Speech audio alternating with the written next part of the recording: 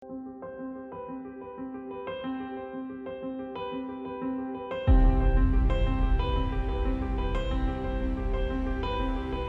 is important is for us to understand the true meaning of what they stood for, their mission. If you listen to some of the quotes, she used to say, when you go up, lift other women up.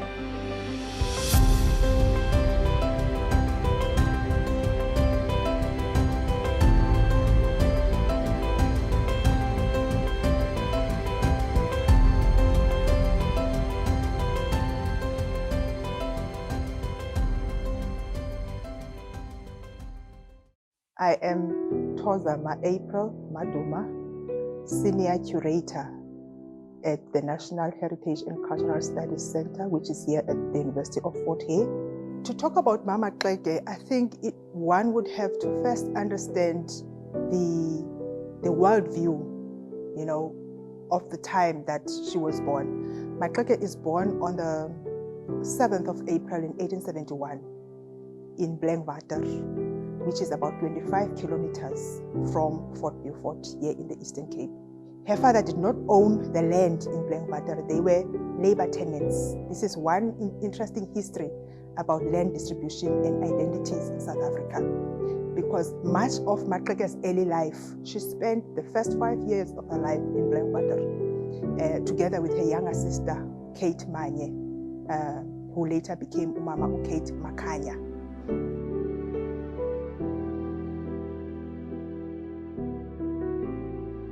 I'm Dr. Juliet Mannya. I'm a granddaughter of Charlotte Mannya Maxeke. I'm the 5th generation in the Mannya family tree. So she is my grandmother. Charlotte was born of John Kope Mannya, a Mutlokwa man, and Miss Anna Mangri, a teacher in the Eastern Cape. And she was one of 6 siblings. There were 3 girls and 3 boys. And she schooled in Eastern Cape, but they subsequently moved to Kimberley as the father was actually en route to Kimberley.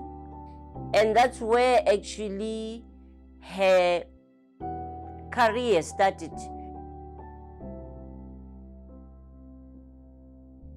Her father, having kind of journeyed from what was then called the Transvaal, Dada John Kope Mannya, would have arrived in the Eastern Cape in the 1860s. This was the time of major rail construction. It was also a time of the construction of connecting roads, that they were building and constructing roads in the Eastern Cape. So there was a deliberate plan on the part of the Cape government to enlist people from the north to work, especially in the rail construction. That is when they were beginning to do the connecting rail line between what was then Port Elizabeth right up to Kimberley. So Maxeke is born at the time when there is great migration and movement of people. Hence, there's very little substantive kind of evidential presence. But we are kind of grateful to archival material that has kind of shed light on Maxeke's birthplace, because from an interview she did in 1891 when she was on a tour in England, she was being asked about her background. That is where she cited that she was born on the 7th of April in 1871 in Blankwater Valley.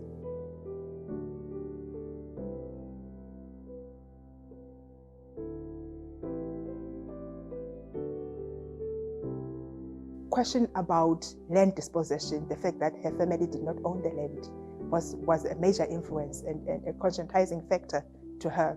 And also patterns of movements, labor, recruitment, all these would be a major influence in her. But another influence in Mama Maxeke's life would have been her Christian background, that both parents were Christians.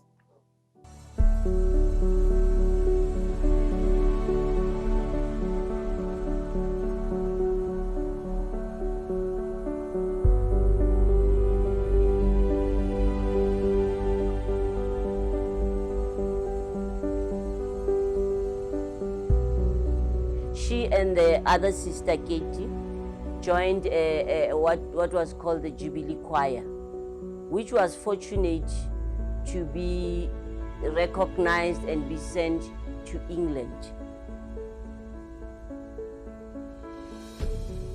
They subsequently also visited America after the England trip. The American trip, unfortunately, didn't go well because apparently the organizer left them stranded in America. And that's how she made contact with the African Methodist Episcopal Bishop and landed up with a bursary and get her education at Wilberforce, and then this BSc that we talk about, that she was the first African woman. The very first journey across the Atlantic, when she was part of the African choir that went to London, she met Emmeline Parkhurst, who was an advocate of the British Women's Franchise Lobby Group. That would have been an influence in her at the time when the feminist movement in Britain had won the first kind of recognition that women could be now allowed to vote. So that was the time when Maxeke met Emmeline Parkhurst. It was a huge influence on her.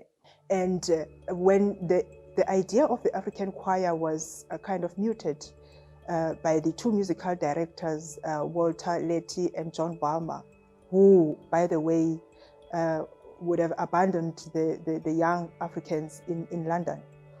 They wanted to raise funds to build schools. Of course, this was a time when schooling for Africans was never thought of as something that Africans should have.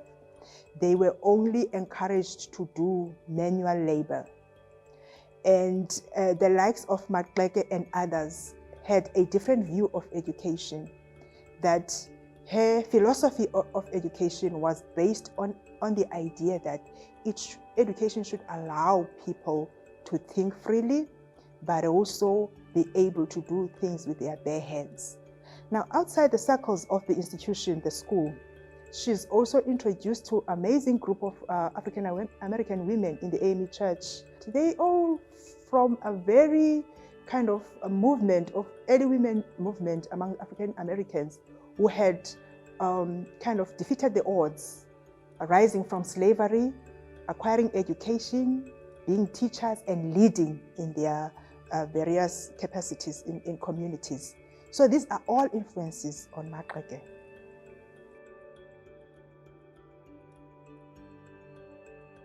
In Wilberforce, where she met with her husband, Dr. Marshall Maxeke, they continued the missionary work in Limpopo, Butlokwa, where his father, John Kope, originated.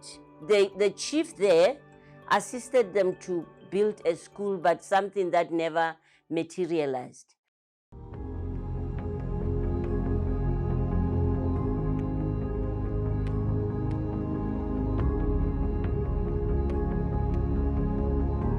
She graduated in 1901 from Wilberforce and returned back to South Africa in 1902. She was kind of influential in advocating for the founding of schools. The very first school she established, she was part of an initiative that led to the founding of the very first AMEC Church school, where she taught, and also working alongside Fanny Coping, who was the wife of the Bishop of the Cape then, of Southern Africa, Bishop Copen of the AMEC Church.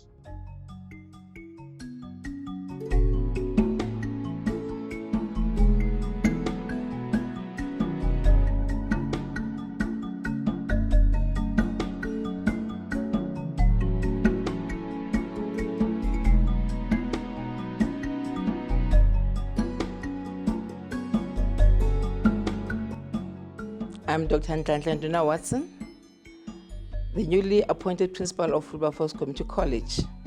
I was a student at Wilberforce Institute in 1968-69. So I've got, as an alumni, I'm very proud to be associated with both the Wilberforce Institute and now the reconstituted Wilberforce Community College.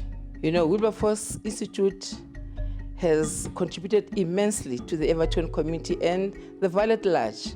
In fact, I could say even beyond the boundaries of South Africa. We had students coming from the West Rand, the East Rand, Pretoria, as far as then Northern Rhodesia and Southern Rhodesia, Malawi and Zimbabwe as we know them. We have people like Kamuzu Banda and Joshua Nkomo, who also attended this great institution. I guess maybe the values of Mayor Charlotte Maxeke actually drove them to come to this great institution because of the kinds of ways or things that she used to do. Where we are currently as Wilberforce Community College, these used to be grounds where we used to play sports, not knowing that one day, 53 years, I'll be here, sitting here, looking at my old alma mater buildings, as part of Wilberforce. The reason why I was sent to Wilberforce because I belong to the AMEC Church. My family belongs to the AMEC Church. The values of the AMEC Church, and of course, the values of Mama Maxeke. Because if you look at our motto, it says only the best is good enough. So nothing else. The best was expected from us as students. From education, she also worked for the temperance movement, that is the women's section of the AMEC Church, leading the founding of a number of sections of the women's section of the AMEC Church in the Cape Colony. I belong to the National Council of African Women, which was established in 1937. And Mama Maxeke was the first president of the National Council of African Women. Our issues is about dealing with women's issues and girls' issues. Because of the history of patriarchy, and because women and girls, even today, are not given the necessary support and the oppression of the women, as we know, in our country. And if you listen to some of the quotes that Mama Maxeke actually, she used to say, when you go up, lift other women up, move with them, because it's cold out there. You can imagine, you are moving up, but you are leaving the rest of the people. So it's not worth it. So as you engage with the women, give them skills so they're able to also to rise as you rise. And I think her legacy made some of us as young people to actually join, for example, the National Council of African Women, because we wanted to be part of working with communities and working with young girls and women in particular.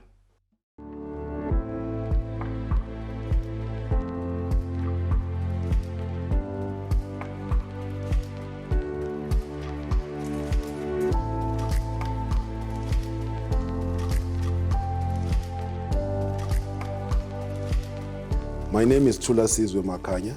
I'm part of the team that created what we call Charlotte Mannya Maxeke Institute.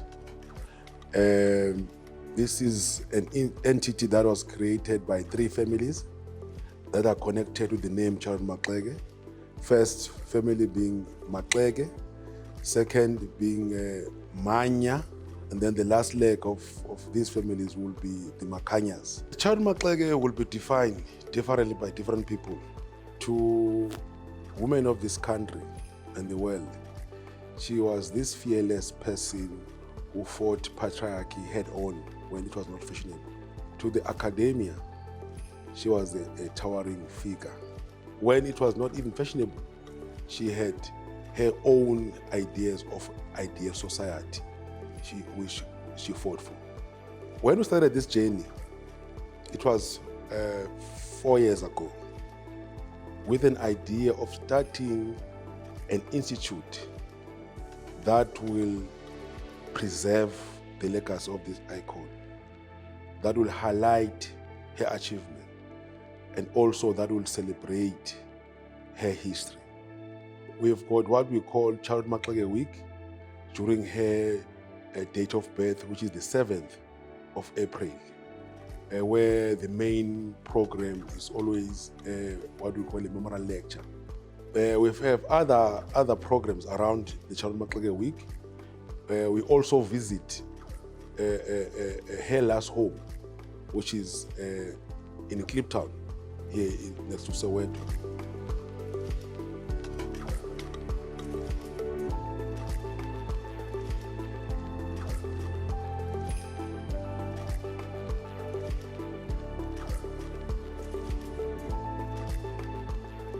There's a famous quote where she said, I quote, "This work is not for yourself. Kill the spirit of self. Do not live above your people, but live with them. And if you can rise, bring someone with you." We've got what we call bring her up, where we empower young girls, especially in the communities that are linked to the name Charlotte Maxeke, Kliptown, and others. One of the things that also will assist in preserving the legacy of this towering figure. She stayed in Kliptown, a house that government has committed to turn into a heritage site. We are converting her last home, her house in Kliptown, to be a museum and interpretation center. That will have a collection of materials that are linked to her. That will have also be a resource center for the community and other people to learn more about this icon.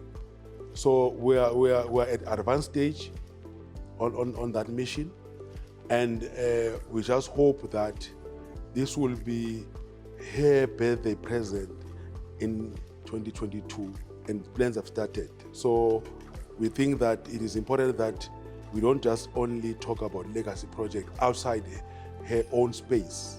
So people of Kliptown should benefit from this. People of Kliptown should also be proud of this woman who once was part of this historic place. So we will have a Charlotte Maxeke museum, which will extend to interpretation center in Kliptown. Her contributions to the country, to the continent, and the world, we still feel it 150 years after she was born.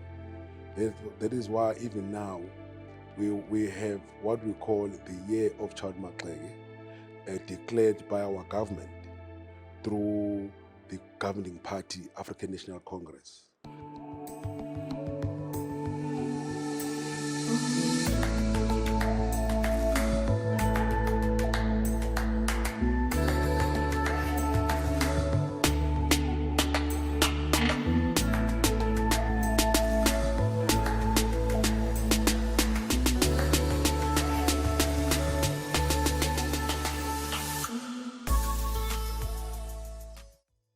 As Africans, as people, we are who we are.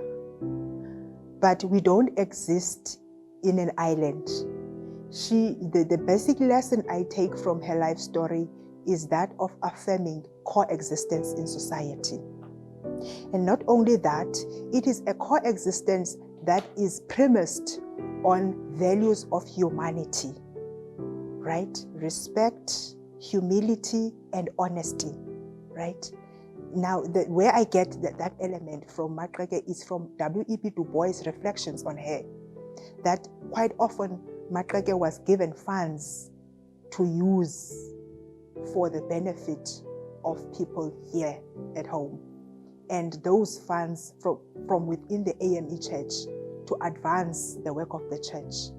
And those funds yielded results in terms of what we now inherit as the AME Church, which is an institution on its own.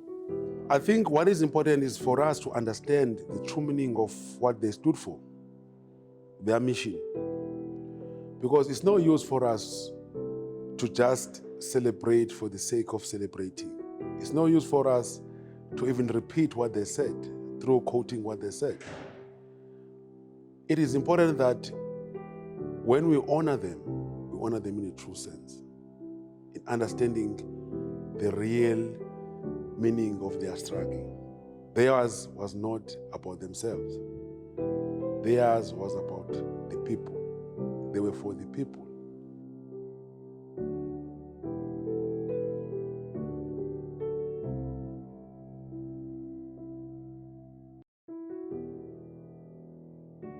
if you say it's going to be a legacy, then let's sustain it.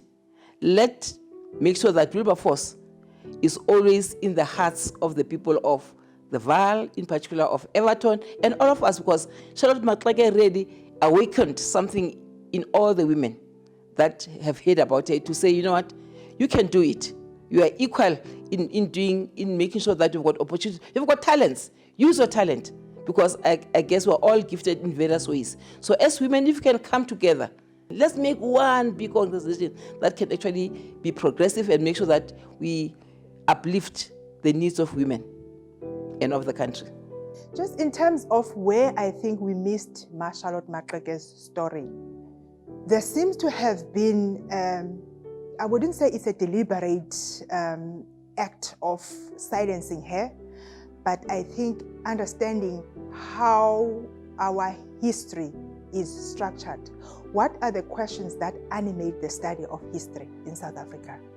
And if we go back to those debates, it's interesting to see how, indigenous people are rendered unthinkable in that space. That you never think of indigenous people as having an intellect, because that is what drives the knowledge projects of colonial state. They had to be presented as people with no history, with no civilization. Figures like Mama Maxeke defeated the odds, that they invaded that space and created concepts. They also created credible institutions that sustained the values and the concepts they developed, and also expanding a vision of freedom that would later inspire the next generation of women.